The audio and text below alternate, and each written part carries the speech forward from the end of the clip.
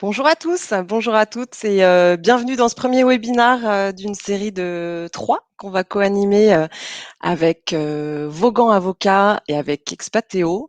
Alors, je suis en train de voir le nombre de personnes qui sont connectées. On est 75.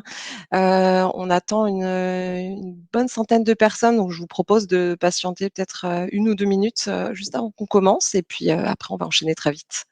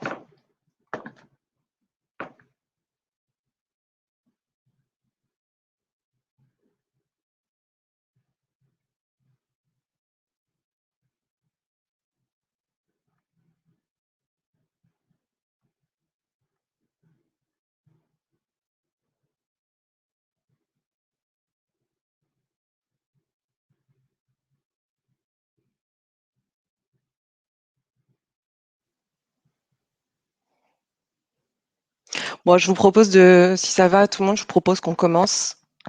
Les gens vont arriver au fur et à mesure. Moi, je fais toute petite intro et puis après, on va rapidement rentrer dans le vif du sujet.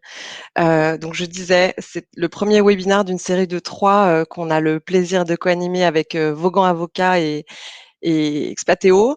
Je suis Caroline Treuillard, directrice du Mobility Compliance Group et nous, on accompagne dans la compliance pour toutes les démarches des mobilités en immigration, protection sociale et détachement. Alors aujourd'hui, on va parler des risques dans les nouvelles formes de travail avec un focus sur les commuteurs, les collaborateurs short terme, les télétravailleurs et les freelances. On le sait tous, hein, le monde du travail évolue, les formes de mobilité aussi et avec le Covid, tout ça, ça a accéléré les nouvelles formes de travail et je pense que ça va prendre une place assez importante dans le futur de la mobilité internationale. Donc tout le monde est concerné. Aujourd'hui, on va passer en revue du coup les 3 aspects de nos 3 entités. Les points de vigilance et les problématiques rencontrées donc avec Sandra Thierry de Vaughan Avocat. Les formalités à effectuer pour être compliant en immigration, protection sociale et détachement avec Vincent Degrau de Mobility Compliance Group. Et puis la sécurisation de la donnée et les modalités de gestion avec Sophie Cerisier d'Expateo. Donc, on est ensemble pour une bonne demi-heure, je dirais 30-35 minutes. On va essayer de faire vite pour pas vous prendre tout votre temps. Vous allez voir, en fait, vous avez la possibilité de poser des questions dans la colonne de droite de votre écran. Il y a un onglet questions, il y a un onglet de chat aussi si vous voulez interagir. On s'est dit que ce serait plus simple si on répondait aux questions à la fin. On essaiera de trouver un petit peu de temps. Et dans tous les cas, si on n'a pas le temps, on reviendra vers vous individuellement, on récupérera les questions et puis on vous fera des réponses personnalisées si besoin.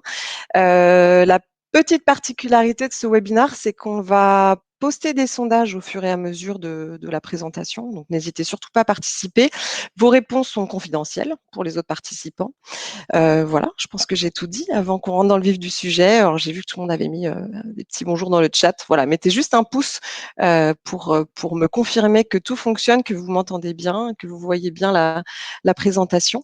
Et puis voilà, je vais passer la parole à Sandra de Vaughan Avocat. Bonjour à tous. Donc, on démarre le webinaire avec les problématiques juridiques et fiscales qui vont se poser sur les nouvelles formes de mobilité. Donc, effectivement, c'est soit un choix de l'entreprise, soit parfois la demande du salarié. Donc, effectivement, les salariés ont de plus en plus envie de flexibilité et le télétravail lié à la crise Covid a été un peu un aiguillon, mais c'était déjà en cours dans les entreprises, notamment les virtual assignments, le fait d'accorder un peu plus de flexibilité pour les mobilités internationales, voire de réduire les coûts. Et tout ça, en fait, c'est accéléré.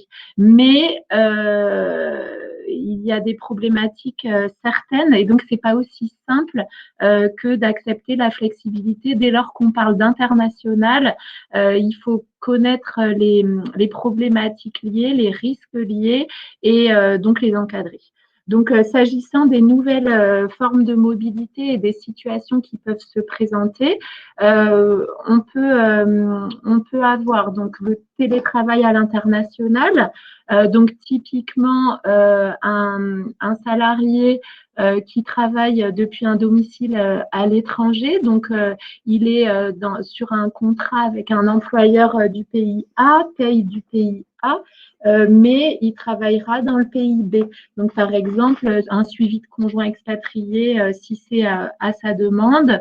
Il peut aussi s'agir éventuellement d'un talent qui est dans un autre pays que le lieu de l'entreprise et donc qui a besoin de travailler depuis chez lui dans le pays B.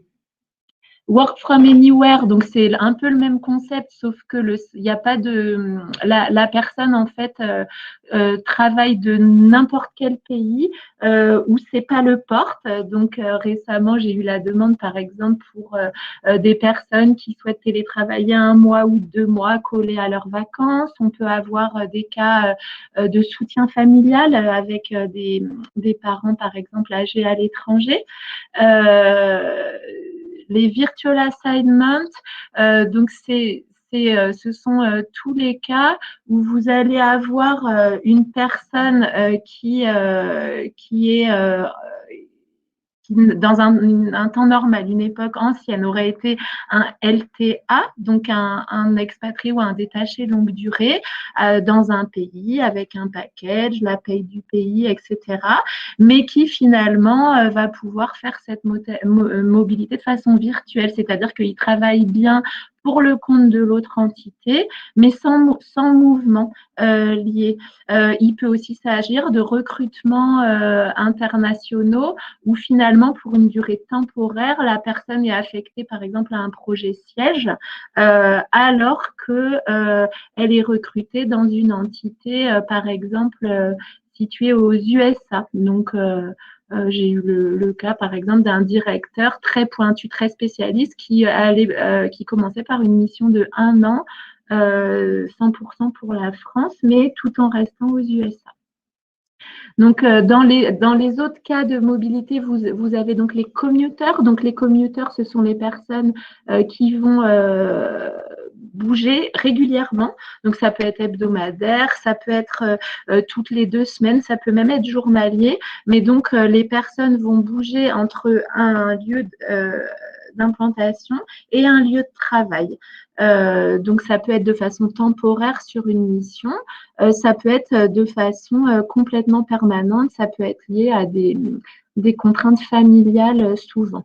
Le short terme, donc là, on est plus dans de la mobilité classique qui existait déjà auparavant, mais on verra dans les exemples en fin de présentation que ça peut être une réponse à certains de vos salariés en demande de flexibilité. Donc là, vous avez un contrat pays d'origine, vous avez une mission qui est effectuée pour une durée courte. En général, c'est moins de 6 mois. Alors, certaines politiques de mobilité ne sont pas en accord. Elles peuvent être sur 18 mois, 12 mois. Mais pourquoi souvent c'est en 6 mois qu'on est sur les short term? C'est pour des raisons de fiscalité. Parce qu'on va du coup être sûr de conserver la simplicité d'avoir la fiscalité pays d'origine si on est sur moins de 183 jours et rémunération non refacturée. Et enfin, les freelanceurs, on nous consulte de plus en plus et on a souvent les entreprises qui se disent que c'est une bonne solution d'avoir des freelances, c'est-à-dire des indépendants, des contracteurs, parce que c'est eux qui assument du coup leurs problématiques d'enregistrement dans le pays, etc. Ça donne une flexibilité, ça évite d'avoir toutes les problématiques liées à la durée du travail à l'international. Donc les avantages, bon, ben, ils sont certains, hein, les coûts vont être réduits, la situation familiale est gérée parce que les personnes continuent à habiter avec leur famille, moins de déplacements, plus de bien-être. Vous avez la digitalisation qui permet tout ça, et donc tout ça tourne autour de la flexibilité. Et pour l'entreprise, le grand avantage de la flexibilité des situations internationales, c'est bien sûr de pouvoir recruter des talents de haut niveau et de les conserver. Ça peut être des talents de haut niveau jeunes, plein d'espoir, mais en tout cas, si vous ne le faites pas, d'autres le font pour vous. Donc c'est pour ça qu'il faut être ouvert d'esprit sur ces nouvelles formes de mobilité, mais tout en néanmoins ayant conscience des problématiques à encadrer. Et donc les problématiques, donc évidemment d'un point de vue RH, il va falloir intégrer la personne dans les équipes, gérer les problématiques de décalage horaire quand les personnes doivent faire les conférences calls, les visios, arriver à avoir une certaine uniformité ou en tout cas une cohérence dans la politique salariale proposée et l'accompagnement qui est proposé à tout un chacun. Et donc ensuite vous avez une fois que vous avez ces problématiques donc de points d'entrée gérés, vous avez les problématiques de droit du travail à l'international. Dans le droit du travail, normalement, vous pouvez choisir par le traité de Rome I la loi applicable au contrat, mais néanmoins, elle ne doit pas être moins favorable que les dispositions impératives qui s'appliquent avec la loi du pays où le contrat entretient les liens les plus étroits. Ou du lieu d'exécution habituel du contrat. Donc, en fait, vous vous rendez compte que pour les problématiques de droit du travail, il y a une espèce de droit comparé à faire et on ne peut pas juste envoyer quelqu'un à l'international. Il faut réfléchir sur ces problématiques de loi applicables au contrat. Il y a aussi des problématiques de prêt de main-d'œuvre, illicite ou pas, c'est-à-dire que notamment pour les virtual assignments d'une durée temporaire, si on emploie quelqu'un dans la société américaine, mais que pendant un an, il travaille exclusivement pour le compte de la française, normalement, il faut matérialiser du prêt de main-d'œuvre. C'est soit à titre onéreux dans le cadre d'une prestation de service, soit c'est à titre gratuit, mais avec du formalisme. Le co-emploi, bon, ben, c'est évident quand la personne n'est pas en pur télétravail, mais qu'elle est dans une autre entreprise, donc à vérifier qui donne les instructions de travail. Le risque de requalification, il est plutôt pour les freelancers, notamment si le freelancer reçoit des instructions de travail d'une seule personne qui va contrôler ses horaires, s'il n'a pas les moyens appropriés pour travailler, etc. Bon, sur l'informatique, c'est moins mon domaine, mais évidemment, il faut faire attention à protéger les données, la confidentialité, parce que les personnes travaillent depuis l'international. Les cotisations sociales, comme l'impôt, on est sur un principe de territorialité. Je cotise où je travaille, je paye l'impôt où je travaille. Il y a des exceptions, donc il va y avoir le détachement d'un côté, il va y avoir les moins de 183 jours avec d'autres conditions de l'autre côté. Mais en tout cas, il faut garder ça en tête. Le principe de territorialité vous génère des complexités. Au sein de l'Union européenne, ça peut être plus simple parce que si vous êtes moins de 25% du temps de travail dans votre pays de résidence, alors ça peut rester la loi du pays de résidence. Pour la fiscalité, vous avez aussi les problématiques de corporate à encadrer, les problématiques de corporate qui vont générer un risque d'établissement stable ou bien un problème de substance, parce que normalement, les décisionnaires d'un pays, les managers d'un pays doivent être situés dans ce pays ou en tout cas là où le profit a été attribué. Donc, toutes ces problématiques vont devoir être gérées par vos soins. Donc, il faut évidemment analyser les législations, éventuellement faire des fiches pays et vous pouvez interdire certains pays qui sont très à risque. Il faut avoir un bon tracking des jours, calendrier, savoir où sont vos personnes, c'est très important. Éventuellement, dans un premier temps, pour éviter les problèmes d'immigration, limiter les situations à l'Union européenne, encadrer par des guidelines, définissez les exclusions. Par exemple, pour le télétravail, votre charte télétravail, vous pouvez interdire que ce soit à l'international, sauf exception express. Comme ça, vous gardez la main et vous refusez tout ce qui peut être, par exemple, post-stratégique pour des problèmes d'établissement stable.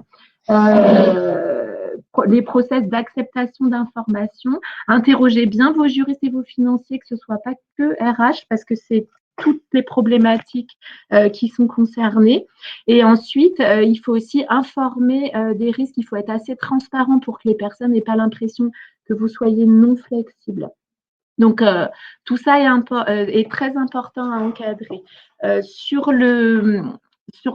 Donc, on est dans des présentations rapides, hein, donc on est surtout là sur les illustrations. Je vous ferai les petits sondages là juste en fin de présentation. Donc, la dernière chose, c'est par exemple pour une illustration, donc très rapidement, une salariée qui vient vous voir et qui vous dit qu'elle veut vivre en Grèce. Donc, en fait, elle négocie de travailler depuis son domicile en Grèce et en rentrant 2 à 3 jours par mois en France. Donc, les points techniques qu'il va y avoir, c'est que si elle part en Grèce de façon définitive et qu'elle vient juste quelques jours par mois en France, ben en fait, elle va devenir résidente grecque, donc il faudra payer l'impôt grec. Elle va travailler plus de 25% dans son pays de résidence, donc il faudra payer la sécu grecque. Donc, vous allez devoir vous enregistrer, vous, en tant qu'entreprise. Si vous vous enregistrez, est-ce que c'est que Sécu Impôt et comment le faire? Ou est-ce que vous allez devoir gérer un payroll et est-ce qu'il y a aussi des problématiques corporate tax? Comment je respecte le droit impératif grec, faire un avenant au contrat, un double payroll. Tout ça fait que vous avez peut-être envie de lui dire non à votre salarié. Et donc, si vous avez envie de lui dire non, vous avez des portes de sortie, par exemple, donc avec du short term, moins de 183 jours, du commuting aussi qui peut vous régler la situation, ou éventuellement, si jamais elle refuse toute solution qui serait de courte durée parce qu'elle a un impératif familial, elle vous propose de passer en freelance. Et là, éventuellement, vous pouvez dire oui, mais attention au risque de requalification, attention de bien définir une prestation de service avec un prix forfaitaire et attention de faire en sorte de ne pas rester employeur, instruction de travail, etc. Donc, voilà pour les highlights sur les grosses problématiques. Avant de laisser donc la parole à Vincent sur la compliance. Et donc, pour les petits sondages, donc Sarah peut-être peut m'aider. Donc, il faut que vous alliez sur l'onglet sondage. Et donc, sur les petits sondages, donc, vous pouvez répondre au fur et à mesure de l'intervention et les sondages vous seront dévoilés après. Donc, le premier, c'est est-ce que vous êtes confronté à ces demandes de flexible work à l'international? Si vous y êtes confronté, est-ce que les personnes, c'est-à-dire les salariés, les managers, ont conscience de la complexité engendrée de gestion? Sarah, je veux bien le troisième. Ouais. Et donc, quelles sont vos problématiques les plus complexes à gérer dans tous les items qu'on a donnés? Ensuite, le quatrième, où est-ce que vous en êtes de la mise en place des process? Est-ce que par hasard, sur le flexible work, vous avez déjà tout mis en place, ou bien c'est imminent, ou bien c'est en cours, ou bien c'est pas d'actualité, vous aimeriez, mais c'est vraiment pas le moment? Et donc, je vous laisse répondre à ces petits sondages au fur et à mesure et vous aurez les résultats à la fin. Donc, Vincent, je te laisse la main. Merci beaucoup, Sandra.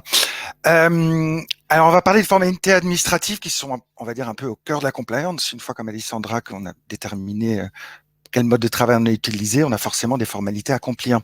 Donc, quel que soit ce mode de travail choisi pour exercer en France ou à l'étranger, il y a quasi systématiquement des formalités administratives, des inscriptions, des déclarations obligatoires. Alors, vous n'êtes pas sans savoir, en tant que spécialiste des RH, de la mobilité internationale ou encore du juridique, que la France n'est pas le seul pays où de nombreuses formalités d'inscription, d'enregistrement, de déclaration sont obligatoires pour rendre la situation du collaborateur compliant au regard de la législation nationale applicable en fonction de ce mode de travail choisi.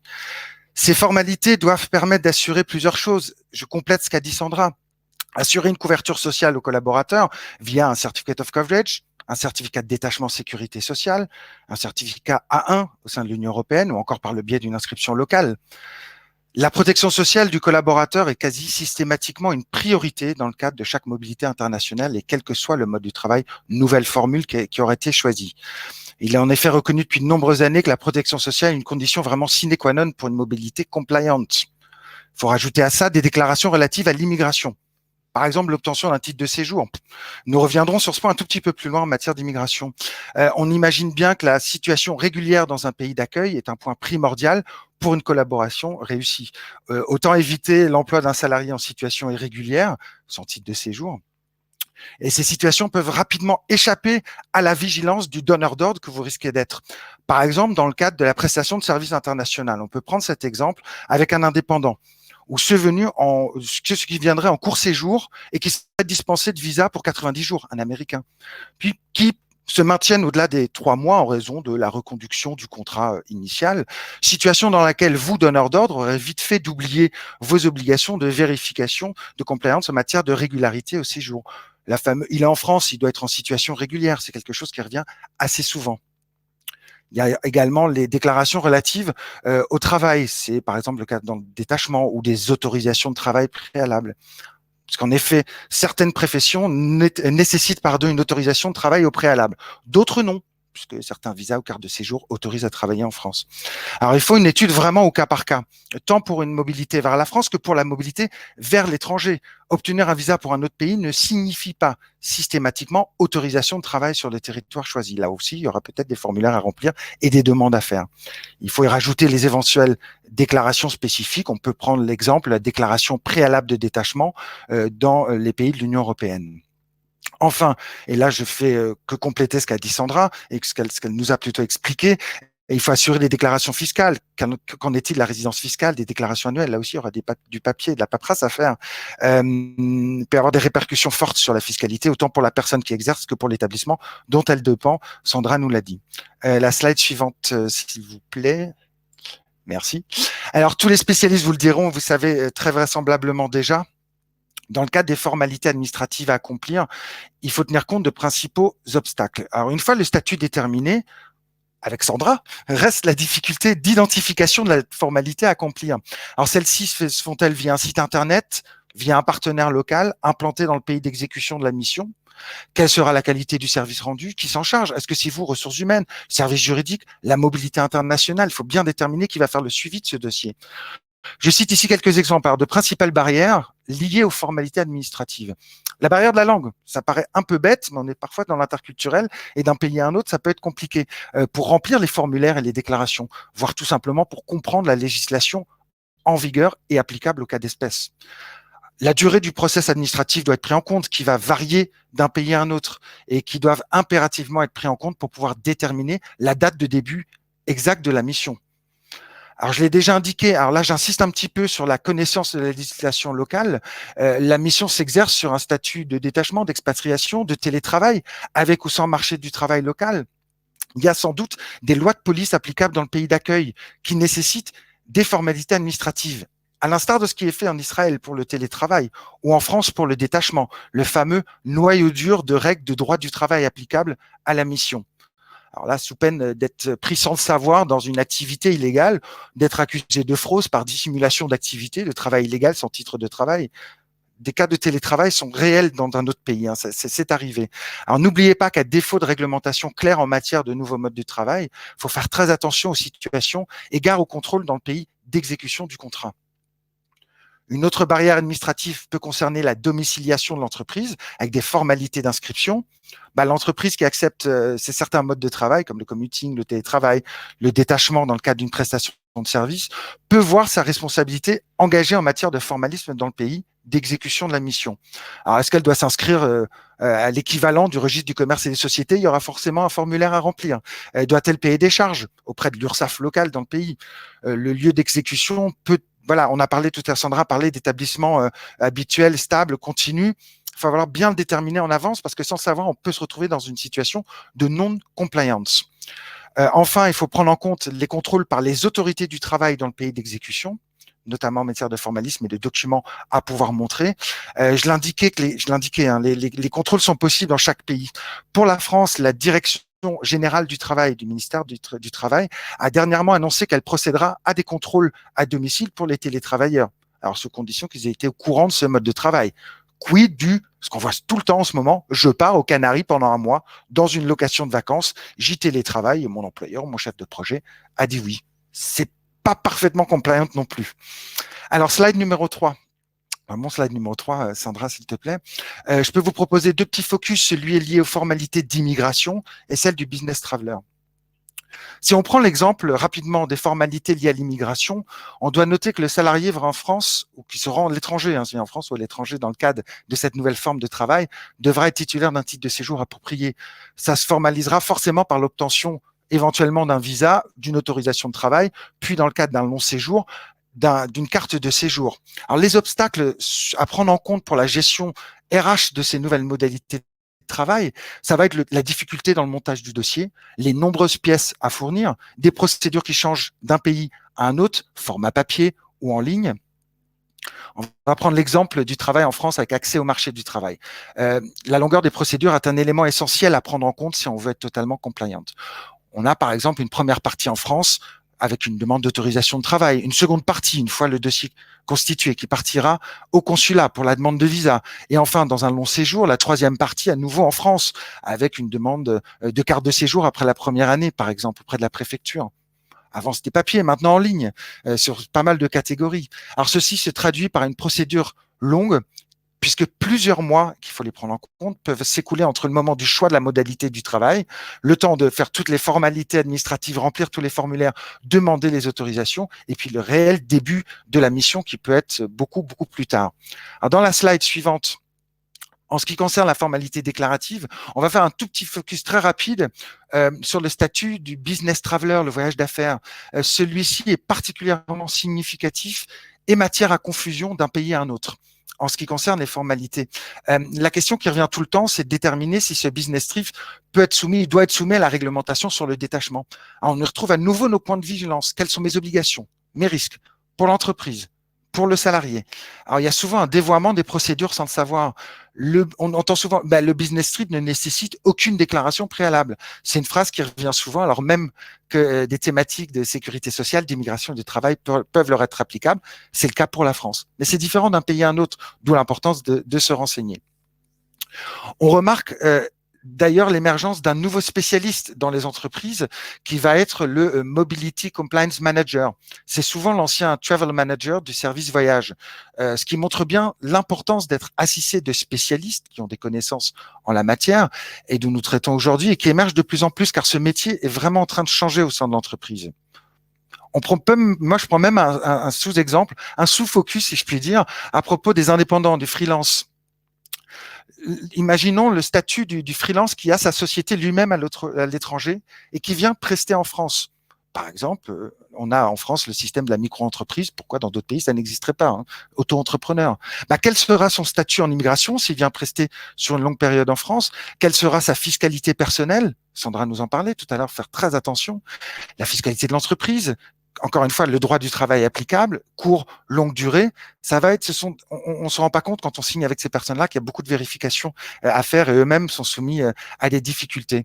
Je crois qu'il y a un petit sondage à ce point-ci de la. Voilà, et vous, la question, c'est est-ce que vous avez bien toute la liste des collaborateurs étrangers qui viennent en France en business trip? Ce qu'on va qualifier, ce que vous qualifiez de business trip au sein de l'entreprise. Hein. Je ne parle pas de savoir si vous avez fait toutes les vérifications d'usage. Voilà, la liste des collaborateurs étrangers qui viennent en business trip, est-ce que vous les avez, qui sont accueillis chez vous sur du court séjour, et de savoir après, bien évidemment, si les vérifications ont été faites sur ce type de personnes. Je vous laisse répondre à cette petite question. Et suite à ce petit sondage, alors pour finir, il est quand même relativement important que les entreprises disposent d'un conseil avisé en la matière, ça on aura tous compris, mais également d'un outil global pour la gestion de leur mobilité, pouvoir avoir un droit de regard sur ces nouveaux modes de travail. Alors je laisse donc la parole maintenant à Sophie qui va vous présenter l'outil de gestion d'Expatéo. Alors bonjour à tous, je suis Sophie Cerisier, responsable marketing d'Expatéo. Alors pour ceux qui ne connaissent pas Expatéo, nous sommes un éditeur de logiciels qui est dédié à la gestion de la mobilité internationale. Donc pour venir sur le sujet qui nous concerne, moi je vais vous parler de la fiabilisation de l'information et de la sécurisation de la donnée et ensuite voir quelles formalités de gestion, notamment par le biais d'une solution digitale, peuvent apporter une réponse pour répondre aux problématiques soulevées. Donc nous avons vu avec Sandra et Vincent que les nouvelles formes de mobilité soulevait de nouvelles problématiques et demandait de bien connaître de nouvelles formalités de gestion liées à celles-ci. Donc, nous allons maintenant voir comment il est possible de les gérer de façon plus conforme et sécurisée au sein d'une solution digitale. En effet, donc, comme on l'a vu, plus il y a de types de mobilité différentes qui sont en train d'émerger, plus cela entraîne de la complexité dans la gestion, parce qu'il y a évidemment plus d'informations à traiter, plus de démarches différentes à gérer. Et il est parfois difficile de tout savoir quoi faire et de ne rien oublier. Par exemple, si c'est le cas, vous utilisez des fichiers Excel, vous pouvez déjà observer que l'utilisation de ces fichiers Excel peut être challengée, notamment pour répondre à vos enjeux de conformité. Donc, je vais maintenant vous expliquer comment une solution digitalisée peut vous aider sur ce point-là. Alors, je vais passer Sarah, si tu peux passer la slide. Non, celle d'avant, excuse-moi. Voilà. Donc, la première des briques à avoir pour permettre une gestion conforme de la mobilité internationale est celle d'avoir un accès fiable à l'information. Par exemple, ça a été mentionné tout à l'heure, est-ce que vous connaissez la localisation exacte de vos salariés, notamment dans le cadre des short term, sous quel statut sont-ils partis, avec quel visa? Est-ce que ces informations-là sont-elles à jour pour votre gestion? Le fait d'avoir accès à cette information de façon actualisée et validée est très précieux pour votre gestion parce qu'elle vous permet derrière, évidemment, vous le savez, de prendre les bonnes décisions et de maîtriser l'ensemble des impacts. Alors, la question, c'est comment accéder à cette information de façon fiable. La première des propositions est celle d'y accéder par la centralisation de l'information. En effet, en rassemblant l'information utile et les différents acteurs qui interviennent sur un process au sein d'un même écosystème, c'est-à-dire les salariés, les prestataires, les gestionnaires, cette information peut être mise à jour et validée directement. Par exemple, le salarié peut renseigner directement l'outil en fournissant les justificatifs, le nombre de jours passés dans tel ou tel pays. Le prestataire immigration ou le fiscaliste peut consulter les informations et les mettre à jour progressivement également dans la solution. Ou le gestionnaire peut mettre à jour le package de mobilité, si tel est le cas, directement aussi dans l'outil. Donc, en donnant accès à ceux qui ont l'information, on donne la possibilité de mettre à jour, de valider et de la suivre, avec un suivi des historiques. Et ça, cela permet de fiabiliser l'information disponible. Une autre possibilité pour fiabiliser cette information, c'est d'aller directement la chercher là où elle se trouve, notamment par un système d'interfaçage avec les autres outils qui peuvent exister, notamment le SIRH. Alors, on en a parlé tout à l'heure assez rapidement. Je veux bien que tu passes la slide, s'il te plaît, Sarah. On en a parlé, Sandra l'a évoqué tout à l'heure, la question du tracking. En effet, je viens de vous dire qu'avoir accès à une information directement renseignée pour pouvoir la suivre au sein pour pouvoir la suivre simplement, c'est déjà assurer un premier niveau de tracking. Donc, je permets un petit focus sur cette question-là parce qu'on en a beaucoup entendu parler pendant la crise sanitaire et ça vient être d'autant plus pertinent pour la gestion de ces nouvelles formes de mobilité. En effet, le tracking peut s'avérer un précieux allié pour renseigner tout un tas de questions liées à la gestion des mobilités internationales et particulièrement celle de toutes ces nouvelles mobilités et qu'il est parfois difficile à suivre. Alors, de quoi parle-t-on ? On parle de l'ensemble des méthodes qui vont être utilisées pour être en mesure de connaître la localisation de son salarié, mais aussi de l'ensemble de ses informations. Donc, quand on parle de localisation, il peut s'agir d'une localisation extrêmement précise, telle que les coordonnées géographiques exactes, ou celle d'une zone plus large, telle que la ville, le pays ou la région dans lequel le salarié peut se trouver. Alors, pourquoi c'est important de bien connaître cette information ?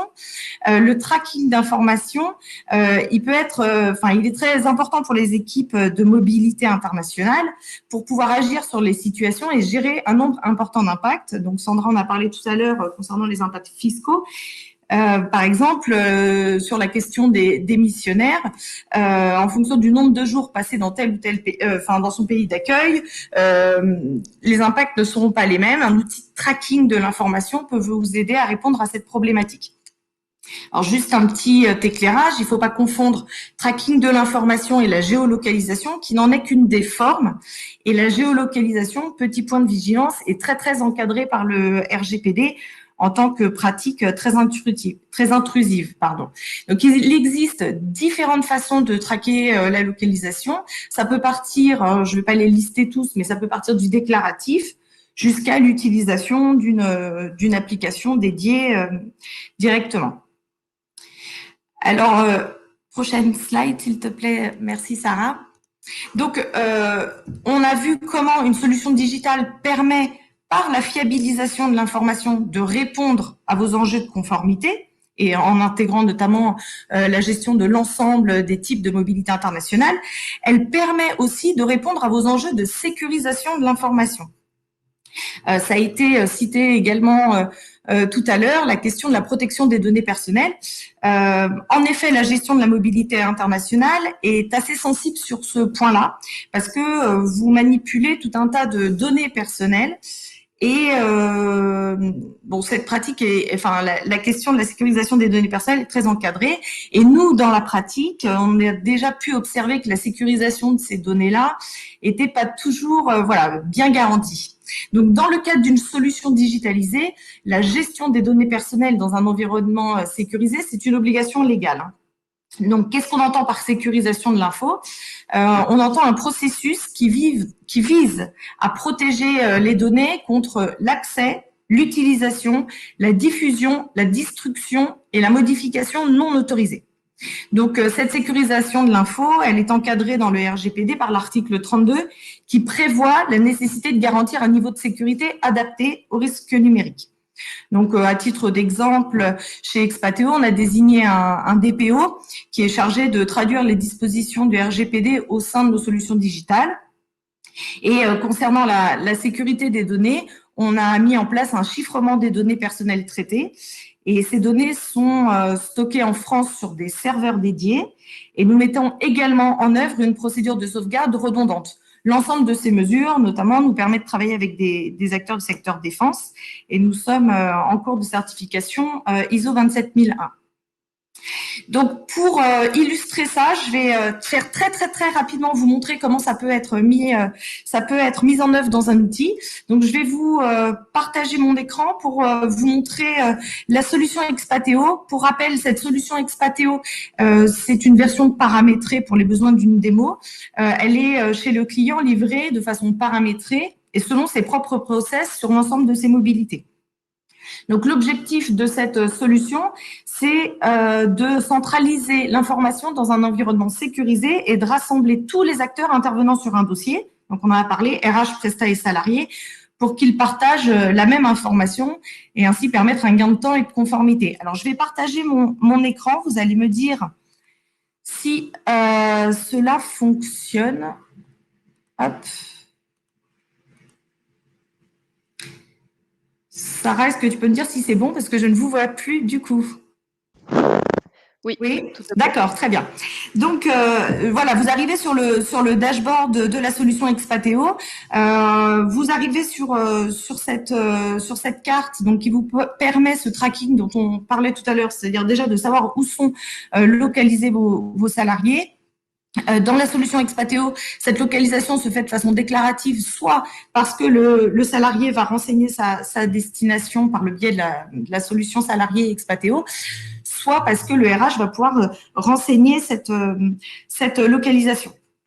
Alors, ce qui est intéressant de voir par rapport à nos sujets de conformité, c'est que par exemple, quand vous avez un salarié qui part en mobilité, alors je refais pas tout le process parce qu'il nous reste très très peu de temps, vous pouvez lui ajouter une mission comme cela. On remplit tous les champs et en fonction du statut de sa mission, est-ce qu'il part en mission, en freelance, enfin tous les exemples qui ont été donnés tout à l'heure, automatiquement, en fonction des informations qui sont renseignées, il va y avoir une checklist de tâches qui est générée et qui va suivre le process établi par l'entreprise.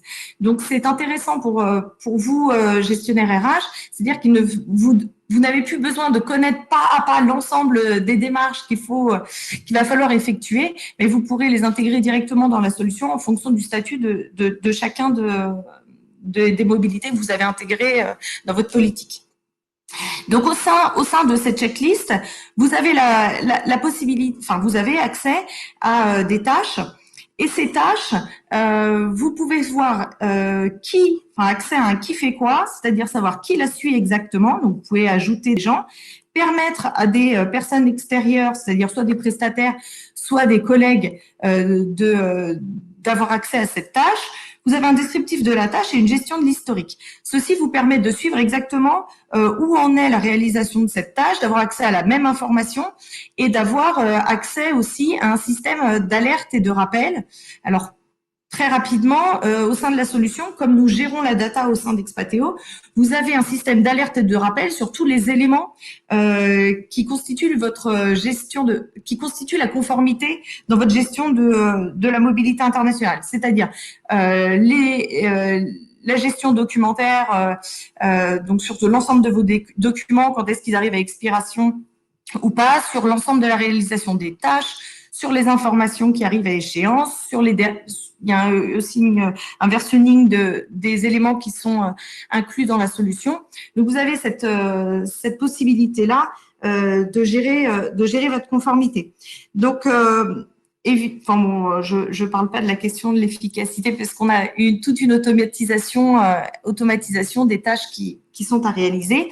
Et pour revenir sur la question du RGPD, notre solution étant tout à fait conforme à ces questions-là, vous avez des fonctionnalités qui sont intégrées au sein de la solution pour pouvoir gérer tout cet aspect réglementaire. Donc voilà, j'ai fait un tour très rapidement de la solution. Je vais arrêter mon partage d'écran. Voilà, très bien. Donc voilà, juste en conclusion, pour vous dire que je vous ai très rapidement montré comment ces aspects réglementaires là. Alors je suis toujours en partage d'écran. Hop, voilà. De vous montrer comment ces aspects réglementaires là pouvaient être gérés au sein de la solution Expateo. Ils peuvent être gérés par rapport à votre conformité légale, mais aussi par rapport à la conformité de vos politiques de mobilité internationale, parce que tout le monde intervient sur le même process et de façon harmonisée. Alors voilà, très rapidement, j'espère avoir rattrapé un peu mon temps qui m'était donné. Et donc, Sarah a dû vous partager les sondages. Donc, il y avait effectivement 2 questions qui étaient proposées sur la question de la digitalisation. Est-ce que cette digitalisation est une question au sein de vos services de mobilité internationale? Et l'autre question était est-ce que ces nouvelles mobilités ou ces missionnaires étaient gérés au sein des services de mobilité internationale ou étaient gérés au sein d'un autre service? Voilà, je vous remercie. Merci Sophie. Merci Sophie, Vincent, Sandra. Je pense qu'on est pile poil dans le délai imparti qu'on s'était donné, donc bravo. On n'a pas de questions. Alors je me dis que c'est bon signe, c'est que c'était très clair en fait. N'hésitez pas, vous avez nos contacts là sur la slide qui est passée du coup peut-être, voilà, sur la slide qui s'affiche. N'hésitez pas à nous contacter si vous avez des questions, voilà, respectivement selon les entreprises. Merci pour votre participation. On vous envoie dans les minutes qui viennent le replay du webinaire, comme ça vous pouvez le partager avec vos collègues si vous le souhaitez. Et on se donne rendez-vous du coup pour le prochain webinaire qui aura lieu le jeudi 27 mai à 9h30. Donc même heure. Et le sujet, on sera sur immigration professionnelle en France, évolution des procédures et des possibilités de recrutement. Voilà, toujours un webinaire avec nos 3 intervenants, donc Vaughan Avocat, Expateo et Mobility Compliance Group. Et ben, je vous souhaite une bonne journée à tous et à toutes et merci d'avoir participé. À bientôt. Au revoir. Merci, à bientôt. Au revoir. Merci, au revoir.